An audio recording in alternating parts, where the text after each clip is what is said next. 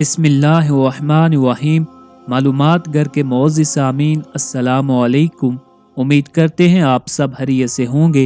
آج کی ویڈیو میں انشاءاللہ العزیز آپ کو خواب میں خانہ کعبہ کے اندر نماز پڑھنے، مشرق کی طرف رخ کر کے نماز پڑھنے، حجر اسود کو دیکھنے، رسول اللہ صلی اللہ علیہ وسلم کو یا مقام ابراہیم کو خواب میں دیکھنے کی مکمل تعبیریں بتائیں گے۔ یہ سب تعبیریں مختلف جید اور نامور محدثین اور فقہا کی کتب سے استفادہ کر کے آپ کو بتائی جا رہی ہے، جن میں خاص طور پر حضرت امام جعفر صادق رضی اللہ تعالیٰ عنہ اور حضرت امام محمد بن سیرین رحمۃ اللہ علیہ کی کتب شامل ہیں۔ جس نے خواب میں یہ دیکھا کہ وہ خانہ کعبہ کے اندر سیدھا نماز پڑھ رہا ہے تو یہ اس بات کی نشانی ہے کہ وہ اللہ تعالیٰ کی طرف سے ہدایت پر ہے اور سنت رسول اللہ صلی اللہ علیہ وسلم پر عمل کر رہا ہے، بشرطے کہ وہ رکوع اور سجود پورا ادا کر رہا ہو، کیونکہ نماز دراصل اللہ تعالیٰ سے ملاقات کا ذریعہ ہے اور دین کی بنیاد ہے۔ حضرت ابراہیم کرمانی رحمۃ اللہ علیہ نے فرمایا ہے، اگر کسی نے دیکھا کہ وہ کعبہ شریف کے اندر ہے تو دلیل ہے کہ دشمن کی طرف سے شرارت سے امن میں رہے گا اور اس کی دعا قبول ہوگی، جیسا کہ اللہ تعالیٰ کا فرمان ہے، اور جو شخص اس میں داخل ہوگا وہ امن میں رہے گا۔ اگر کسی نے یہ دیکھا کہ اس کو قبلہ نہیں مل رہا تو یہ اس بات کی علامت ہے کہ وہ دین میں متخیر ہے اور گمراہی کی نشانی ہے۔ اگر کسی نے خواب میں یہ دیکھا کہ اس نے نماز میں زیادتی کی ہے تو گویا اس نے یا تو ارکان اسلام میں سے کسی رکن پر اعتراض کیا ہے یا یہ کہ ان میں سے کسی پر شک کیا ہے۔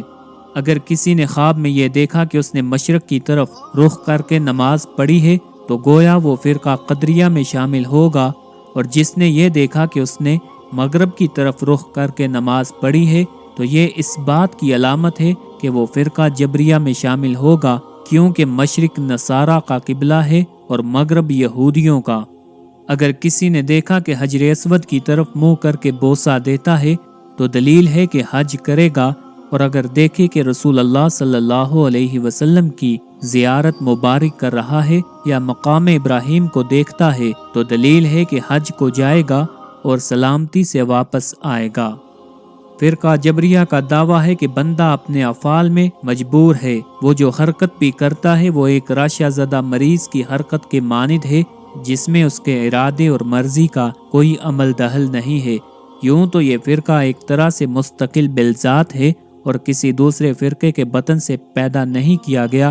لیکن چونکہ جبر کا پہل نعرہ لگانے والے جہم بن صفوان ابو محرز راسبی کو مشہور زندیق اور ملحد جعد بن درہم کی شاگردی حاصل تھی، اور قرآن کے محلوق ہونے کا فتنہ اسی جعد نے بھڑکایا تھا، جو بعد میں معتزلہ کا محبوب عقیدہ بن گیا۔ اس لیے جبریہ فرقہ کا شمار معتزلہ ہی کے فرقوں میں ہوتا ہے۔ مزید یہ کہ جعد بن درہم نے اپنے الہادی افکار و خیالات طالوت نامی یہودی سے اخذ کیے تھے، اس طرح جبریہ کا رشتہ بالواسطہ یہودیت سے بھی قائم ہو گیا۔ عقائد و ادیان کی تاریخ میں جہم بن صفوان سے نسبت کی وجہ سے یہ فرقہ جہمیہ کے نام سے جانا جاتا ہے، اور مشہور مفسر قرآن فخر الدین رازی نے قرآن پاک کی آیات صفات کی عقلی تعویلیں اسی جہمیہ فرقے کے افکار کی روشنی میں کی ہیں۔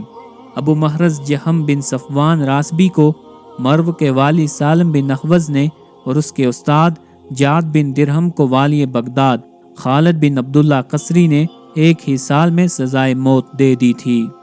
آپ سے گزارش ہے کہ اگر آپ ہمارے چینل پر نئے یوزر ہیں تو ہمارے چینل کو ضرور سبسکرائب کریں اور ہماری ویڈیوز کو اپنے دوستوں، اپنے رشتہ داروں کے ساتھ بھی شیئر کیا کریں، تاکہ زیادہ سے زیادہ لوگ ان سے استفادہ حاصل کر سکیں۔ اللہ تعالی ہم سب کا حامی و ناصر ہو۔